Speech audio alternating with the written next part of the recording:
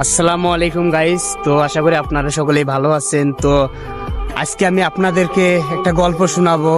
একটি মেয়ের কারণে দুই ভাইয়ের আত্মহত্যা। কথাগুলো শুনে যাবেন প্লিজ, হাতে যদি একটু সময় থাকে।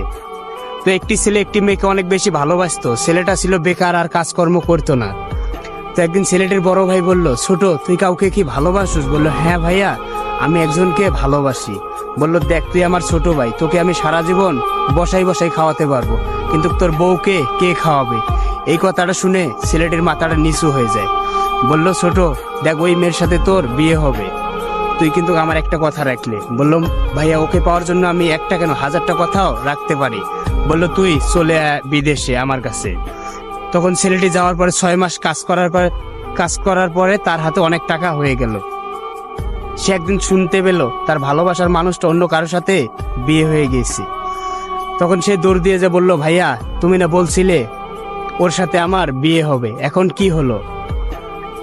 তখন বড় ভাই কিছু না বলতে পেরে তার মাথাটা নিচু হয়ে যায়।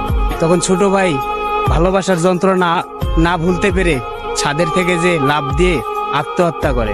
বড় ভাইও ছাদের থেকে লাফ দিয়ে আত্মহত্যা করে। বড় ভাই আত্মহত্যা করলো তার কথা দিয়ে কথা না রাখতে পেরে, ছোট ভাই আত্মহত্যা করলো তার ভালোবাসার মানুষকে না পেয়ে।